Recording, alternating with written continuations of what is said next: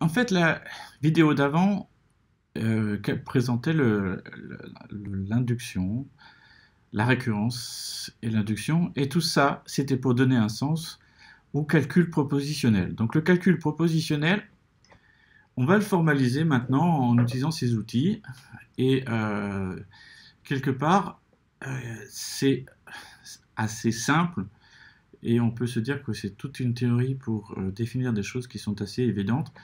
Oui, je l'accorde, mais j'ai besoin de faire les choses proprement pour ensuite la suite de ce cours où on va se mettre à parler de choses plus subtiles. Donc voilà. Alors, le calcul propositionnel, comme pour toutes les logiques, c'est on va définir sa syntaxe, comment on écrit les choses, et sa sémantique. Et ensuite, on va donner quelques équivalences et quelques propriétés de base. Donc la syntaxe, en réalité, si je veux faire les choses proprement et formellement, c'est en utilisant donc cette théorie qui permet des définitions inductives. Si j'ai un ensemble de variables, donc typiquement, je vais utiliser des variables minuscules, donc ça peut être exemple P, Q et R.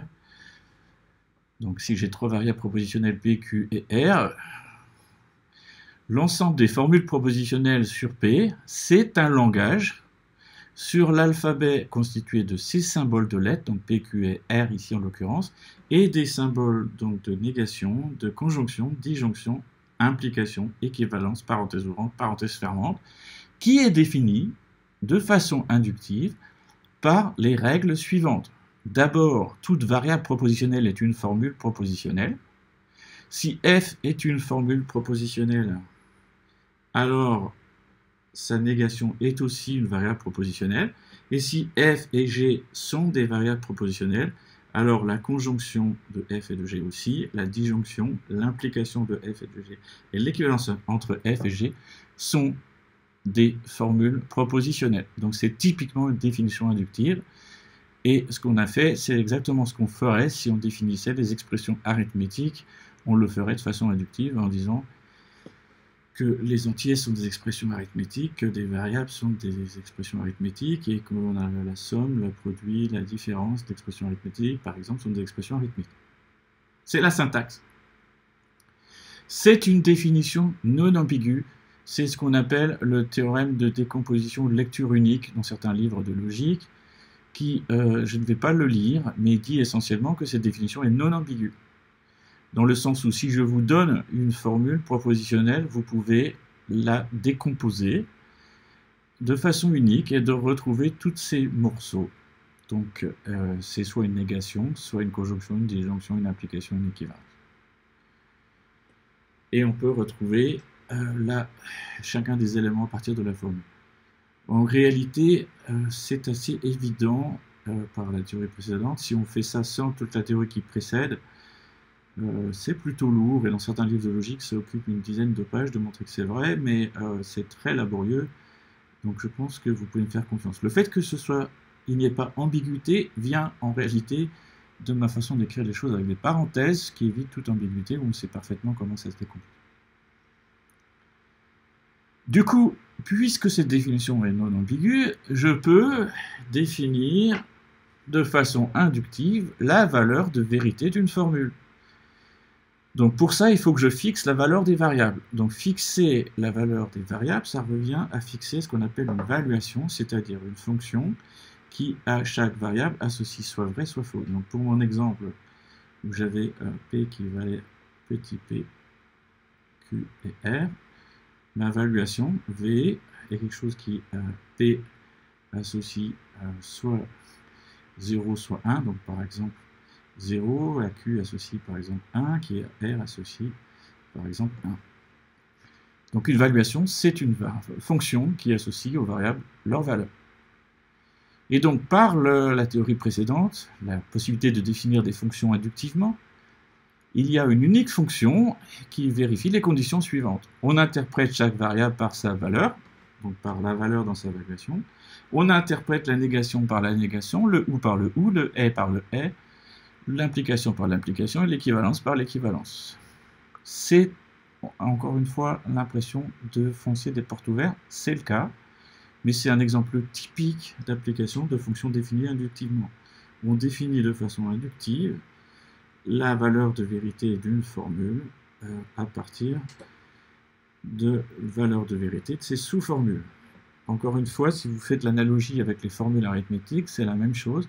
Vous définiriez la sémantique d'une formule arithmétique de façon inductive à partir de ses sous-expressions. 1 plus 2 fois 3, c'est parce que 1 plus 2 s'évalue en 3 et que tout ça s'évalue en 9.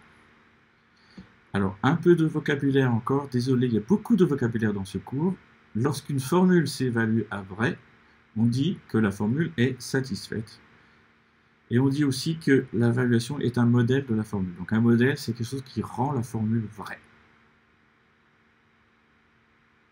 Bon, ok. Alors tout ça, c'était pour définir la syntaxe et la sémantique. Et on va commencer à dire des choses à peine moins triviales. Donc, ce qu'on appelle une tautologie, c'est une formule qui est toujours vraie. Donc tautologie veut dire toujours vrai. Donc, autrement dit, une formule qui est satisfaite en toute valuation. Deux formules sont dites équivalentes si elles s'évaluent en 1 pour exactement les mêmes valuations. Alors on écrit dans ce cas-là ce symbole qui veut dire équivalence. Attention, ce symbole n'est pas un symbole autorisé pour les expressions. Pour les formules propositionnelles, mais c'est un symbole méta, c'est-à-dire c'est quelque chose qui permet de parler de l'équivalence entre une formule F et une formule G. Donc F et G s'écrivent avec les symboles de négation, conjonction, disjonction, etc. Et là on est en train de parler d'un symbole méta. Donc deux exemples assez triviaux. P ou non P est une tautologie, c'est toujours vrai.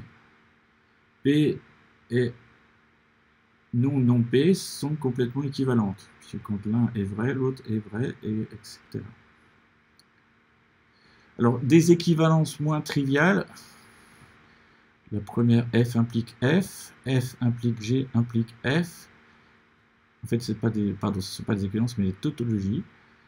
F implique G implique H implique F implique G implique F implique H. Celle-là, vous la connaissez peut-être pas, mais c'est aussi une tautologie. Vous pouvez le vérifier en regardant la table de vérité pour toutes les valeurs possibles de F, G et H. Alors, par contre, des équivalences, F ou F, c'est équivalent à F et F, c'est équivalent à F. Et on a le fait que le et le ou logique sont associatifs. Ils sont même commutatifs. Et ils sont même distributifs. Et vous avez aussi les lois de Morgan, ou de Morgan, suivant la prononciation que vous préférez, qui dit qu'une négation d'un est, c'est un ou des négations, et de façon duale pour la négation d'un ou, et des équivalences sur les absorptions. Ok. Donc, on arrête là pour aujourd'hui. Vous allez pratiquer ça dans les petites classes à venir. Donc, mercredi, le but est d'appréhender ce qu'on arrive à définir par induction sur les entiers. Et ce que l'on verra la semaine prochaine, c'est... On va continuer à parler du calcul propositionnel, mais cette fois en disant des choses un peu moins triviales. Et on va commencer à parler de logique du premier ordre et surtout de preuves, de démonstration, de validité et de complétude.